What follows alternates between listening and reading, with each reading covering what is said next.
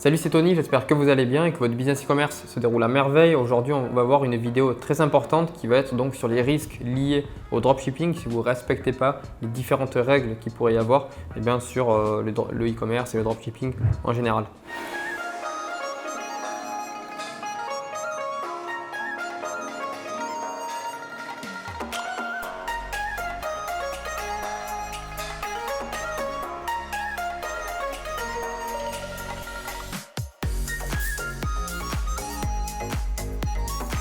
Aujourd'hui, on peut voir de plus en plus de contrôles qu'il va y avoir par rapport à la DGCCRF, donc au niveau des sites dropshipping, des sites de e-commerce qui ne respectent pas les différentes règles qu'on va voir dans cette vidéo.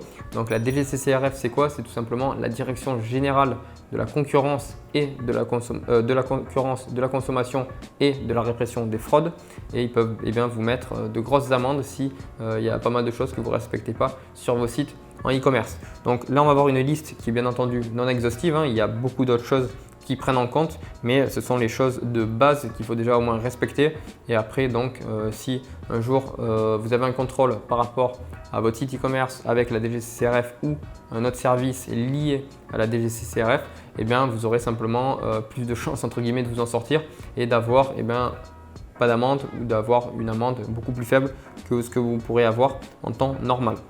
Donc le premier point déjà, c'est de vendre des produits de bonne qualité, que vos clients soient satisfaits par les produits que vous vendez. C'est très important, c'est la base, je le répète dans beaucoup de vidéos, mais c'est la base de la base, que vos clients soient satisfaits. Après, ce qui se passe aussi, donc pourquoi je vous parle de ça? Parce que chaque client, il y a beaucoup de clients qui vont être mécontents, donc qui vont déposer une sorte de plainte directement dans un service lié donc à la DGCCRF ou directement à la DGCCRF. Donc ce qui va les alerter et après vous aurez beaucoup plus de chances de vous prendre un contrôle et à ce moment-là il faut être en règle sur la plupart des choses parce que sinon vous allez avoir une amende qui va être plutôt salée. Donc avoir un bon SAV de qualité qui reste très professionnel pour répondre aux différents problèmes des clients, aux différentes objections qu'il va y avoir au niveau de vos produits, au niveau de votre site en e-commerce. Le point numéro 2, c'est de ne surtout pas diffuser des informations qui vont être trompeuses. Vous ne pouvez pas diffuser, c'est exactement pareil que sur Facebook, diffuser des vidéos publicitaires mensongères et le produit ne respecte pas du tout les promesses les promesses de votre produit et les solutions que le produit est censé apporter à votre client ou à vos clients. Donc ça, hyper important de ne pas faire d'informations trompeuses, de ne pas proposer d'informations trompeuses sur les réseaux sociaux, sur votre site et après apporter à vos clients tout l'inverse ou quelque chose qui ne fonctionne pas. Donc aussi, il faut faire attention aux fausses promotions. Chaque promotion, vous devez absolument les justifier par un événement, par les justifier en fait. Chaque promotion doit être justifiée. Vous ne pouvez pas laisser une promotion avec un timer en permanence. Donc ça, c'est important de bien faire les choses par rapport à ça. Au niveau des faux avis qu'il va y avoir aussi sur votre site, c'est pas du tout légal. En France, ce n'est pas du tout légal et même ailleurs qu'en France, c'est pas du tout légal de faire ça. Vous devez absolument avoir des avis clients avec des photos clients qui soient les vôtres, que les personnes les aient envoyés à votre marque, les aient envoyés sur votre site à vous. Et après, donc avec la possibilité de les rediffuser, ça, il n'y a aucun problème. Ensuite, attention aux fausses descriptions produits. Il faut absolument que vous ne mettez pas, comme je vous ai dit, des informations qui soient trompeuses avec des avantages qui ne soient pas réellement des avantages, avec des bénéfices produits qui ne soient pas réellement des bénéfices produits ou du moins qui ne soient pas du tout respectés à la fin. Avec, comme je vous ai dit, des informations trompeuses. Et ensuite, donc une autre chose au niveau des faux délais de livraison. Ne jouez pas sur les mots en disant, vous avez des produits qui viennent de Chine et en disant nos produits sont expédiés en 2 jours, alors qu'en fin de compte, ok, ils sont expédiés en 2 jours, mais ils arrivent en 7 jours, voire 10 jours, ou peut-être même 12 jours. Voilà. Donc il ne faut pas jouer sur les mots, ne pas apporter des informations trompeuses ou avoir des vices commerciaux. Comme ça, c'est hyper important parce que le jour où vous allez avoir un contrôle, vous allez prendre cher. Donc il faut faire attention à toutes ces petites choses. On passe maintenant au point numéro 3. Le point numéro 3, c'est simplement de s'assurer que sur vos produits, vous ayez les normes CE ou les normes RoHS. Ça, c'est vachement important d'être conforme aux normes européennes si vous vendez des produits de Chine ou d'Asie ou autre en Europe. Ça, c'est très important. Surtout si vous vendez sur des secteurs ou des niches un petit peu, ou des produits voilà, un petit peu délicats. Donc après, on y viendra après, mais ça va être par exemple des niches délicates, c'est par exemple la niche des enfants. Il va y avoir tout ce qui est autour des enfants, tout ce qui va être autour des soins, de la beauté au niveau du visage, de tout ça, éviter les brûlures, ce genre de choses. On va faire très attention à tout ça. Donc faites attention à vos normes CE et ou ROHS. Faire attention à ça. Après, bien entendu, vous savez qu'en Chine, il faut se méfier. Souvent, ils vont poser un sticker avec les normes CE.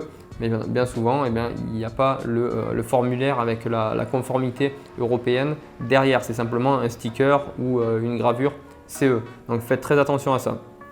Ce que vous pouvez faire, c'est après envoyer donc, à un laboratoire pour certifier vos produits CE, donc votre produit, et lui envoyer pour qu'il puisse faire votre certification CE par rapport à ce produit et vous mettre en conformité avec ce produit. Donc très important. Surtout après pour la création de marque, etc. C'est vachement important parce que vous allez envoyer de l'argent au niveau des stocks, du branding, tout ça. Donc hyper important de faire les choses de la meilleure des manières. Et après, vous serez couvert si jamais vous avez un problème. Bon, bien entendu, il faut des assurances, mais si vous avez un problème, je parle dans le pire des cas, eh bien, que vous avez la conformité, c'est déjà très bien. Si vous n'avez pas la conformité et qu'il y a des problèmes, là, vous n'êtes vraiment pas en bonne posture. Le point numéro 4, c'est de mettre à disposition sur notre site, à la disposition de nos clients, un formulaire de rétractation. Si la personne est plus intéressée par le produit, elle ne le veut plus, il faut récupérer le produit ou alors la rembourser directement. Ça, c'est aussi très important pour la fidélisation de vos clients et si vous souhaitez garder de bons avis positifs sur votre site, tout ça, c'est très très important. Et aussi, c'est une règle qui est importante, avoir un formulaire de rétractation clair pour tous nos clients. Hyper important, pareil pour tout ce qui va être des pages légales au niveau, donc même des FAQ, tout ça, au niveau de la politique de retour, politique de remboursement, tout ça. Il faut vraiment être carré par rapport à ça et pas faire les choses de manière amateur, mettre un peu n'importe quoi. S'il y a un problème, vous remboursez et terminé. Le point numéro 5, c'est simplement d'être en conformité au niveau de la RGPD. La RGPD, c'est simplement le partage de données donc sur Internet avec les clients, tout ça. Donc là, il faut vachement faire attention à ça. C'est aussi un point qui est très important aujourd'hui.